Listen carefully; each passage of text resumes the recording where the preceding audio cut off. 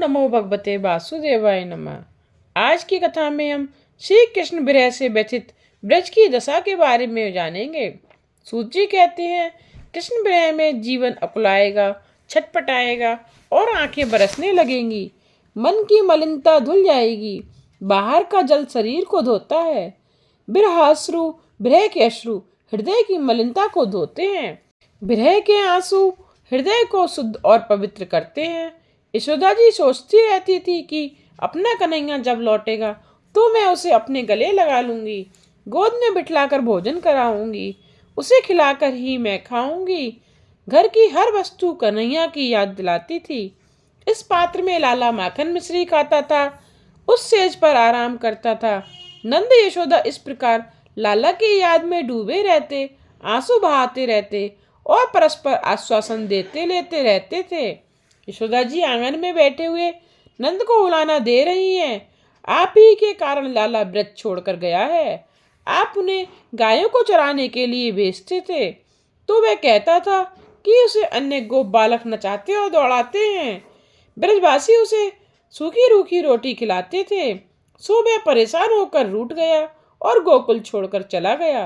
वह गायों के पीछे दौड़ दौड़ कर थक गया, सो यहाँ से चला गया है। ब्रज से जाते समय उसने वापस आने का वचन दिया था।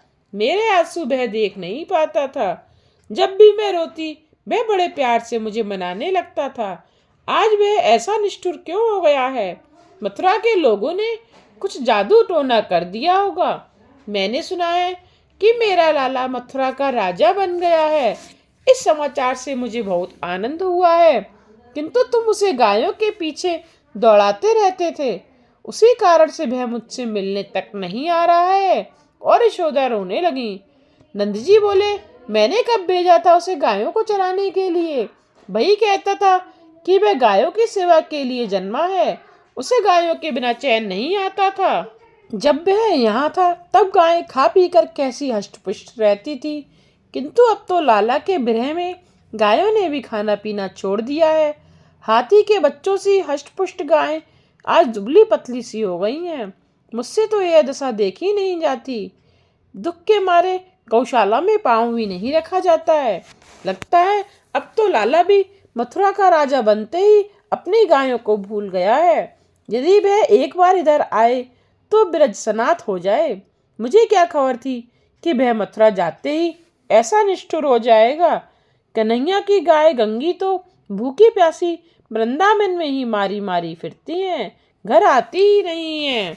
कन्हैया अपने माता पिता के लिए नहीं, कम से कम अपनी गायों के लिए तो एक बार इधर आ जा। तेरे बिना ये गायें मरियल सी हो गई हैं। तुझे गायें प्यारी थी सो तू उन्हें चराने ले जाता था। मुझे लगता है कि एक बार मैंने तुझे मूसल से बांधा था, इसीलिए तू रूठ गया है और यहाँ नहीं आता है। इसी प्रकार नंद यशोदा सारा समय कन्हैया की याद में व्याकुल होकर आंसू बहाते फिरते थे। किसी के आग्रह पर कभी कभी कंदमूल खा लेते थे।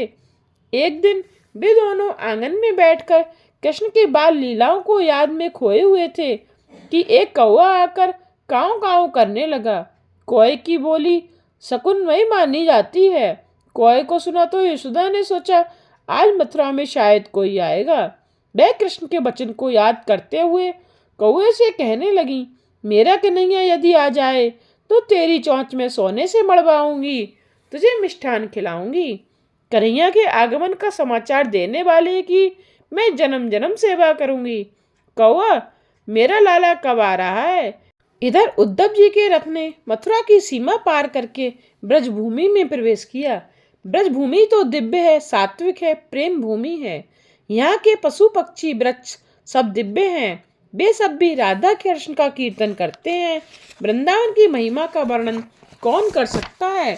कृष्ण के जाने के बाद मथुरा के ग्वाल वाल भी रोज प्रतीक्षा करते रहते थे।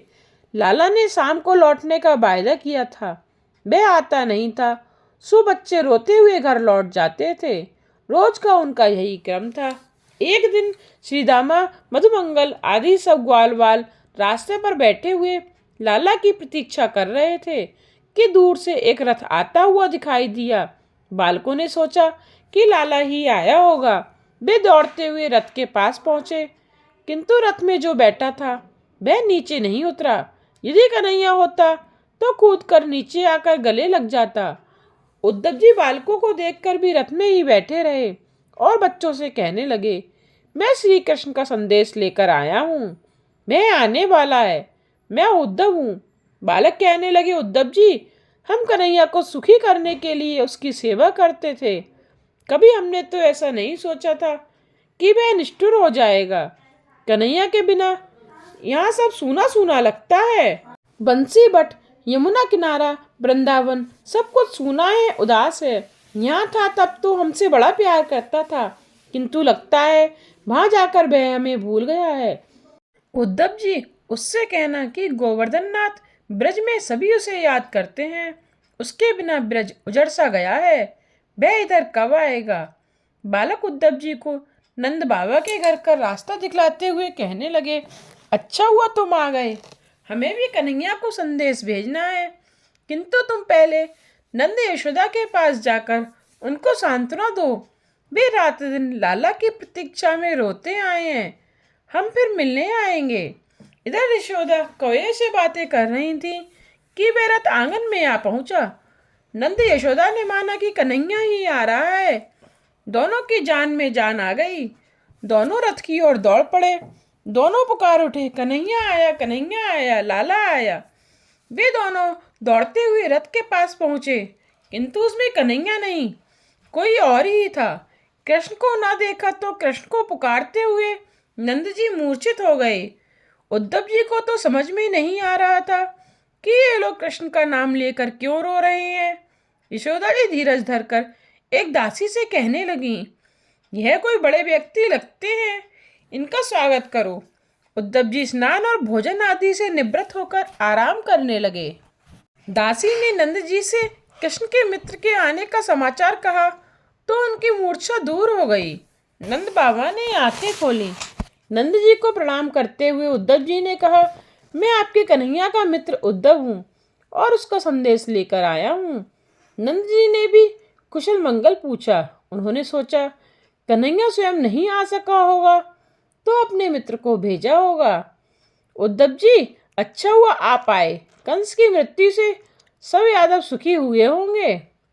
उद्धव जी, सच सच बताना, क्या कन्हैया कभी हमको भी याद करता है। उद्धव जी, यहाँ के गोप गोपियाँ, तरवर गिरी, गाय, बन सभी कन्हैया को ही अपना सर्वस्व मानते हैं। क्या कन्हैया कभी हम सबका स्मरण करता भी है। कन्हैया से कहना कि ये गिरिराज, यह यमुना उसी की प्रतीक्षा कर रहे हैं। उसकी गंगी गाय तो वन में घूमती रहती है। यह वही यमुना है जिसमें कृष्ण जल क्रीड़ा करता था। यह वही गिरिराज है जिसको उसने अपनी उंगली पर उठा लिया था। यह वही वन प्रदेश है जहाँ श्री कृष्ण गायों को चराता हुआ बंसी बजाता था।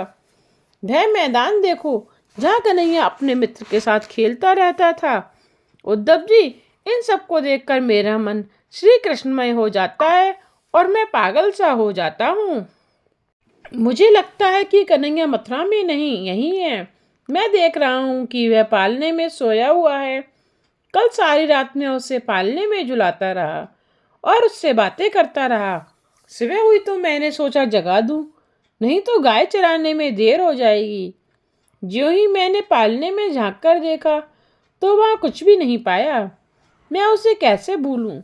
मुझे रोज रोज उसकी बांसुरी की मधुर तान सुनाई देती रहती है। कल मैंने देखा वह कदम की डाली पर बंसी बजा रहा था। मुझे लगा कि वह कई घंटों से बंसी बजा रहा है, सो उसे भूख लगी होगी। मैं माखन मिश्री लेकर उस कदम पर चढ़ा तो वहाँ पर कोई था ही नहीं। हे उद्धव जी, कई बार मुझे लगता है कि वह मेरी गोद में बैठा हुआ खेल रहा है, मेरी डांडी खींच रहा है। यमुना में स्नान करने जाता हूँ तो लगता है कि वह मेरे पीछे चला आ रहा है। हे उद्धव जी, मैं उसे अपने कंधों पर बिठला कर घुमाता था, सो मुझे कई बार आभास होता है कि वह मेरे कंधों पर बैठ गया है। वह समय अब कब वापस आएगा। उद्धव जी, मेरा कन्हैया कब लौटेगा। उसने कंस जैसे राक्षसों का वध किया, सो लोग उसे ईश्वर मानते हैं। उन्हें जो ठीक लगे वह माने, किंतु मेरा तो वह पुत्र है। कन्हैया मेरा है, मेरा ही है। नंद जी की आंखों से आंसू बहने लगे। मुझे तो पालने में, घर के कोने कोने में, आंगन में, यमुना के किनारे हर कहीं कन्हैया ही दिखाई देता है। उद्धव जी वह कब लौटेगा? मैंने उसका कौन सा अपराध किया है जो वह रूठ गया है? हे उद्धव जी, वसुदेव से कहना कि कन्हैया उन्हीं का पुत्र है, मैं उनका दास हूँ। लाला से कहना कि उसकी माता सारा दिन रोती रहती है, वह जब यहाँ था तो माता को मना लेता था, अब उसे कौन मनाए? नंद जी इतना बोलते बोलते व्याकुल हो गए। उद्धव जी उलझन में पड़ गए। मैं इन्हें क्या उपदेश दूं? इन्हें तो हर कहीं कृष्ण ही दिखाई देते हैं, पालने में, घर में, आंगन में, वन में, यमुना किनारे, कदम्ब की डाली पर कृष्ण के ही दर्शन करते हैं ये नंद जी। ब्रह्मा की सर्वव्यापकता का उपदेशक होकर भी मैं वैसा अनुभव आज तक नहीं कर सका हूँ। मैं ऐसी ब्रह्म दृष्टि वाले नंद जी को क्या उपदेश दूं? उन्होंने नंद जी से कहा, बाबा धन्य है आपका जीवन सफल हो गया, आप कृष्णमय हो चुके हैं। इतने में वहां यशोदा जी आ पहुंची। कहने लगी, उद्धव जी सच सच बताओ कि मेरा लाला कुशल से तो है ना? वह खाने के समय बड़ी जिद करता था, वह कहीं दुबला तो नहीं हो गया ना? क्या वह आनंद में है? कहीं वह मुझे याद भी करता है क्या? वहां उसे कौन मनाता होगा? गोकुल में था तब तो वह मेरे आंसू देख नहीं सकता था, वह मुझे मना लेता था। जब मैं यमुना जी जाती तो उसका श्याम रंग कन्हैया की याद दिला देता था। मुझे लगता है अभी वह यमुना जी के जल में से बाहर निकलकर मेरी गोद में आ बैठा है। उससे पूछना कि उसकी माता ने ऐसा कौन सा अपराध किया है कि वह यहाँ आने का नाम तक नहीं ले रहा है। मैंने उसे एक बार मूसल के साथ बांधा था, इसीलिए तो वह नहीं रूठा है। वह कभी मुझे याद भी करता है क्या? मैं उसकी माता तो हूं नहीं, उसकी माता तो देवकी है। देवकी से कहना कि सेविका की आवश्यकता हो तो मुझे बुला ले। कृष्ण विरह में हम मरे जा रहे हैं, वह जहाँ हो वहाँ हमें ले चलो। हमें वहाँ ले चलोगे तो भगवान तुम्हारा कल्याण करेंगे। मैं नारायण से प्रार्थना करती हूँ कि कन्हैया चाहे यहाँ आए या ना आए, किंतु जहाँ भी रहे सुखी रहे। उद्धव जी कहने लगे, माता जी, श्री कृष्ण तुम सबको बार बार याद करते हैं। वे स्वयं यहाँ आने वाले थे, किंतु मथुरा का शासन उन्होंने संभाला है, सो उन्हें अवकाश ही नहीं मिलता है। मुझसे कहा है कि मैं मथुरा में आकर इस कारोबार में डूब गया हूँ, तू मेरी माता को कुशल मंगल दे आ। नंद यशोदा का कृष्ण प्रेम देखकर उद्धव जी का आधा अभिमान तो हवा हो गया। जो व्यक्ति पलने में, घर में, आंगन में, वृक्षों पर, वन में, हर कहीं कृष्ण को ही देख रहा हो, उसे ब्रह्मा की व्यापकता का कोरा उपदेश कैसे दूं? ये दोनों तो हर कहीं बुद्धि और मन से ब्रह्मा के सर्वव्यापी रूप का अनुभव कर रहे हैं। बातों ही बातों में प्रभात हो गया। ब्रह्म मुहूर्त में गोपियां स्नान आदि से निवृत्त होकर कृष्ण कीर्तन करती हुई दधि मंथन करने लगी। उनकी आंखें भीग जाती हैं। उद्धव जी यशोदा जी से अनुज्ञा लेकर यमुना स्नान करने चले। सखियों को भी कन्हैया का संदेशा देना था। गोपियों का कृष्ण कीर्तन सुना तो उन्होंने सोचा कि जिनके कंठ इतने मधुर हैं वे कैसी अद्भुत स्वरूपा होंगी। उन्होंने अब तक किसी गोपी का दर्शन पाया नहीं था। ब्रह्म मुहूर्त में कृष्ण कीर्तन करने वाले इन ब्रजवासियों को धन्य है। कृष्ण के स्मरण मात्र से इनके हृदय द्रवित होते हैं। उद्धव का ज्ञान गर्भ अब धीरे धीरे मिट रहा था। उद्धव का ज्ञान भक्ति रहित था, सो कृष्ण ने उनको ब्रज भेजा था। उद्धव जी नंद यशोदा सी प्रेम मूर्ति को देखकर आनंदित हो गए। दधि मंथन के बाद नंद जी के आवास की ओर देखकर प्रणाम करने का गोपियों का नियम था। आज नंद के आंगन में वे सब प्रणाम करके आईं और वहां पर रथ को देखा तो उनको अक्रूर प्रसंग याद आ गया। हमारे कन्हैया को ले जाने वाला अक्रूर लगता है फिर आया है। वह क्यों आया होगा? विरह व्याकुलता ललिता कृष्ण का नाम रटती जा रही थी तो विशाखा ने कहा, अरे कृष्ण तो स्वार्थी और कपटी था, राजा बनते ही हम सबको भूल गया, अब मन लगाकर घर के काम काज करने हैं। ललिता बोली, मैं कृष्ण को ज्यों ज्यों भूलने का प्रयत्न करती हूँ वे उतने ही याद आ जाते हैं। कल मैं कुएं पर जल भरने गई थी तो बांसुरी का सुर सुनाई दिया। मैंने इधर उधर देखा तो पाया कि लाला वृक्ष की डाली पर बैठा हुआ बांसुरी बजा रहा है। मैं लाला के दर्शन से ऐसी बावरी हो गई कि घड़े को रस्सी में बांधने के बदले मैंने अपने बच्चे को बांधकर कुएं में उतार दिया। लाला ने यह देखा तो वह कूद कर आया, बच्चे को बाहर निकाला और मुझे एक उल्हाना देने लगा। वह मुझे घर तक पहुंचा गया। मैं उसे कैसे भूल सकती हूँ। एक अन्य गोपी कहने लगी, लोग चाहे कुछ भी कहें किंतु मुझे तो कृष्ण यहीं दिखाई देता है। वह मथुरा गया ही नहीं है। कल सायंकाल को जल भरने यमुना जी जाना पड़ा। अंधेरा होने को आया था और मैं डर रही थी कि घड़ा उसने मेरे सिर पर रख दिया और बातें करता हुआ घर तक छोड़ गया। वह कहता था कि वह यहाँ ब्रज में ही रहता है। मुझे उसकी बातें बार बार याद आती हैं। मैं उसका स्वरूप भूल नहीं सकती। उसके साथ बातें किए बिना मुझे चैन नहीं आता है। आज की कथा को यहीं विश्राम देते हुए इससे आगे की कथा का श्रवण हम अगले अध्याय में करेंगे। आगे की कथा जानने के लिए मेरे चैनल को सब्सक्राइब करना ना भूलिएगा, जिससे आने वाली वीडियोज की नोटिफिकेशन आप तक पहुंचते रहें।